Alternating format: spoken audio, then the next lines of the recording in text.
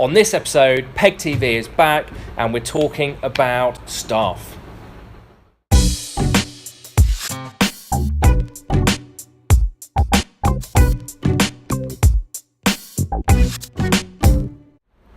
Hello friends, it's Rob Stewart here, co-owner of the Property Education Group and creator of the Property Cash Flow System. And I'm here with the big man, John himself. We're on to episode, I don't even know what episode it is because we've been away for so long. It could be 6, 7, 8, 9 or 10. I'm going to say it's episode 7. I'm going to guess at that. And for the first time, we got John here. So John, say hello. Hello everyone. Just in case you don't know, John is my business partner in Property Education Group and is also the owner of Castledine Group, which is a powerhouse in the lettings agency industry over in the northeast of the country. Now, before we talk to John about Castledine and how he's created and grown Castledine, I do want to apologise for the lack of PEGTV over the last couple of months. It's been very busy.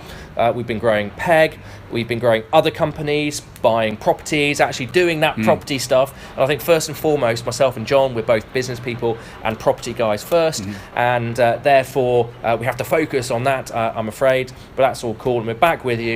And we're going to be putting episodes out every 2 weeks. So if you want to get your questions answered on PEGTV, put something in the comments below, ask us your questions, and we'll get answers for you.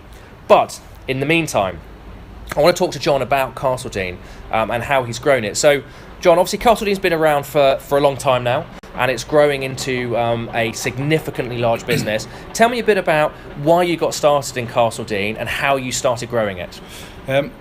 I got into property probably about 11, 12 years ago, and I didn't particularly like managing my own properties. I was doing a lot of professional sport at the time. I was over in America, I was over in Europe training and fighting as my past sport. So I started the business off so it could look after my properties, give me that more flexibility that I needed to train. And it unfortunately didn't go like that. More properties came on, more landlords, we grew. And I had to retire from sport and just concentrate on growing the business. Cool, so I think that's a really key point. You talk about flexibility. Now, look, in property, and it's definitely a big buzzword at the moment, is growing a property business or any business that's leveraged, that you can work remotely. But fundamentally, if you're growing a business that gives you that flexibility, you need to have a team there to be helping you run it, and motivated and empowered, a highly skilled team to help you grow your business and grow your vision, either locally or globally or whatever you want to do. But how important for you is having that team helping you run that business? The team is everything, because if you do want to truly have a business rather than be self-employed or have a job, then you need systems in place, but you also need that high-performing team, as you quite rightly mentioned. Hold them accountable, empower them, and actually let them get on with the job and run the business without you.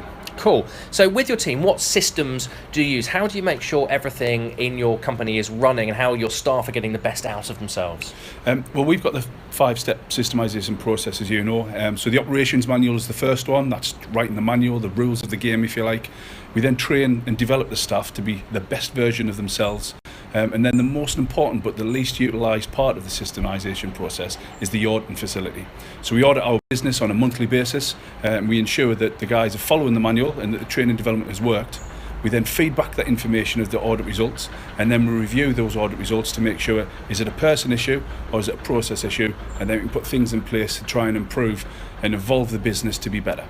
Cool, so there's actually 5 steps to this whole process, and I think a lot of people think systemizing is just about getting an app or a piece of technology, or even writing the operations manual. I know for a lot of people the thought of writing an operations manual can be quite a daunting task, but actually there's a lot more to it than just creating the processes. And I think John's really highlighted there that the audit, so making sure that everything is working properly. And look, when I used to be in the RAF and flying fast jets, we had all these systems in the cockpit, you know, doing flying the airplane, making sure the fuel gets to the engines, making sure the weapons do the right place.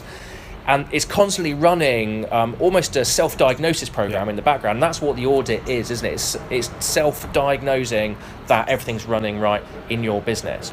So something for everybody to take away when you are developing systems for your team is those 5 steps to that system. Now, I can feel probably a lot of people saying, you know, I've just got a few properties, I'm just looking to get going, I'm still in a job. So therefore, I don't really need to know about growing a team. But getting this down right at the beginning is so important. And I always say to everybody that you need to bring people into your team as soon as possible, even if it's just a virtual assistant. So if you're in property and you're doing a lot of time on Rightmove, you've got a lot of emails come in, a virtual assistant, geographically arbitraged, can, you know, give a huge amount of help and time input and free yourself up for doing bigger things. And I think that's a really exciting thing. So John, what would be your advice in bringing your first member of staff in? When you bring them in, have the systems written first, because what you don't want to do is not have any systems, bring them in, it's just setting up to fail. So have the operations manual, train and develop them, nurture them, get them to be the best version that they can, and audit them and help along their journey. Don't just give them the manual, say, there you go, learn, we'll see you in 2 months or whatever. Just actually help them as best you can. Help them. So we actually have to help the team as well. Yeah. I think a lot of people, when they bring the first member of staff on, it's like, there's a computer, there you go. You go and do your job. And like, what? I don't even know what my job is. Yeah. Basically, because probably haven't even recruited them properly. You probably got them off a post on Facebook or something like that. Yeah. So there's a really great tip for bringing your staff on for the first time. Make sure there are systems there. Now, John, Castle Dean, obviously growing at the moment. What are your plans for Castle Dean going forward? We've got a few things on the go. Some things I can't say because I've signed pretty chunky NDAs, but we're looking to double the business in size over the next 18 months to 2 years. We've got some really fantastic new innovations and ventures on the go, but it's all about scaling that business and making it as big and as successful as we possibly can. And to scale a business, that you can obviously do it organically, so we can put money and get more landlords coming in and more staff, or we can go through acquisition. So have you bought any businesses before? Yes, we've bought 10 in total. We've bought 7 portfolios where it was just like a little one-man band, and they've been enveloped in our current businesses. We've also bought 3 standalone branches as well. So we've been through the highs and lows of buying businesses. We've bought some really, really good ones, and we bought 1 or 2 ones. Give them a time again, I would do a little bit more due diligence before signing that contract. Due diligence, yes. It's like buying a house, isn't it? I mean, how often do we sometimes buy a property and it's not quite what we had in mind? But I think that's a natural cycle that for every 3 deals you do, one will probably far exceed, one will kind of be as you expect, and one won't be as good. But look, again, it sounds like quite a far-fetched thing to be buying and selling businesses. What would be your advice to anybody looking to sort of grow through acquisition, really? Due diligence, more due diligence, and just a bit more due diligence just to be sure. Make sure you pay the money, you get the best accountants you can get or you can afford. Same with your lawyers, and actually don't take anything what the seller says for read. Make sure you get his accounts, go through his bank statements, make sure he's making the money he says he is, and just delve really deep into the whole buying and acquisition process. Is it something that people should be scared of? No, absolutely not. It's the same thing when you're buying your first ever house to rent out. You know, it is quite an intrepid process, but once you know what you're doing after the first one, it's actually quite easy, to be honest. So it's like with everything, isn't it? Everybody has a comfort zone, and it's quite easy to sit in your comfort zone and not really grow and push yourself. And if you do something that's outside your comfort zone, the minute you do that, your comfort zone will then expand to put yourself on what you've just done.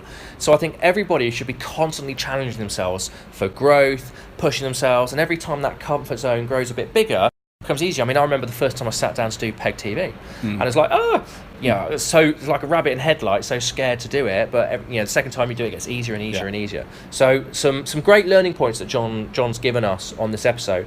Number one, with staff, that audit, so systems, training, audit, feedback, review. But that audit one is really key. Buying and selling businesses, kind of like buying and selling properties. Yes. Do your due diligence, don't be too scared of it, and get yourself out of your comfort zone. So it's been great to be back. Great to have John on the show, and we're looking forward to really getting more content, more strategy, more mindset, and more top-end property professionals to you on PEGTV in the coming months. In the meantime, as always, please put your comments down below if we've helped you, if you've got any more questions, if you want questions for further episodes of PEGTV. If you know somebody who could benefit from this, please share it with them. And in the meantime, take what we're talking about, put it into your business, grow, let us know how you go on. And I look forward to continuing to help you grow and achieve more with less in life, property and business.